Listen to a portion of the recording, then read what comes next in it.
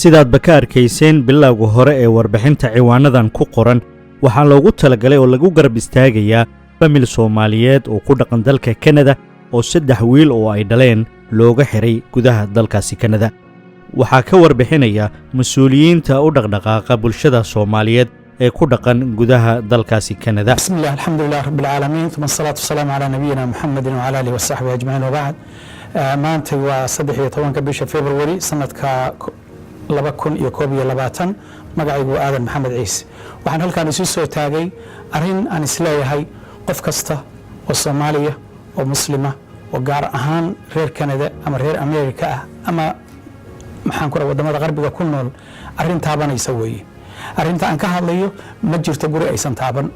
arrinta aan ka hadlayo ma jiro qof aan victim u ahayn. arrinta aan ka hadlayo ma jiro qof aysan xanuun ku hayn. arrinta aan ka hadlayo wallaahi ma filayo qof kaliya oo oran kara anigu waa ka nabad galay aniga reerkayga nabad taaban inuu jiro. maanta wada oo ah ilmo hal qoys oo qoysaska Soomaaliyeed ka mid ah baa waxa ka xiran 3 wiil oo ay ku kala xiran yihiin almost 3 qaaradood ku kala xiran British Columbia iyo Saskatchewan iyo Ontario. dadka wadanka yaqaan oo imise isu jiraan waxa iska dhaaf kilometerska 3000 inay isu jiraan iska dhaaf meelaha qaarkood waxa u dhaxeeya 2 saacadood timing waa inta u dhaxaysa. Bismillahir Rahmanir Rahim. Assalamu alaykum wa rahmatullahi wa barakatuh.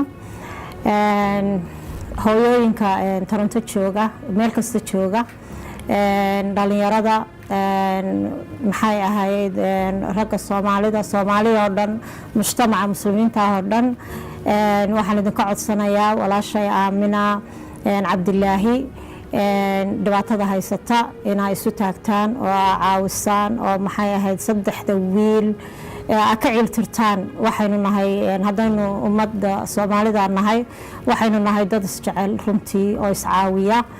ilaahayna subxaanahu wa ta'aala wuxuu yiri wa tacaawanu 'ala al-birri wa taqwa.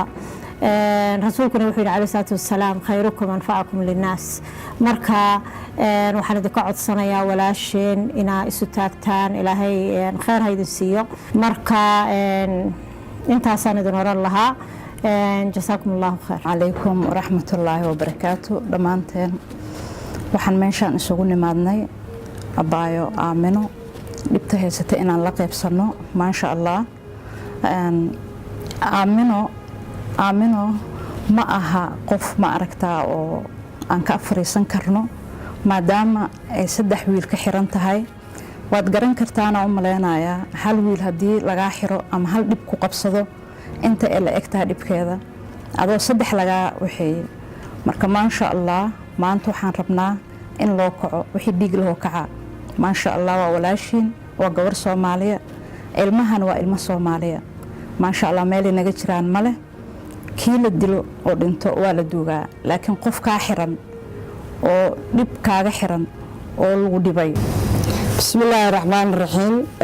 waa salaamay qof walba oo islaana oo Soomaali ah oo dhageysta caawa maaragtay arrintan aan sii deynayno oo ku bees garaysan meediyaha kuna socota arrinta 3 wiil oo walaalaha ah oo hooyadood la yiraahdo Aamina Cabdillaahi garabkan ay ka taagan tahay Xalimo oo ah principal school dhan iyo garabkaygan kale gabadhayga taagan oo ayadana Fartuun liira anna maayeen Sucaad Caymadaal yiraahdaa. waxaa caawa isugu nimid meeshaan ilaahay naga ogolaado baryada allana maaragtay Allah naga aqbalo waxa aan caawa raadinayno. hooyo 3 wiil oo walaalo ale Aamina Cabdillaahi 3deeda wiilna ay ku xiran yihiin.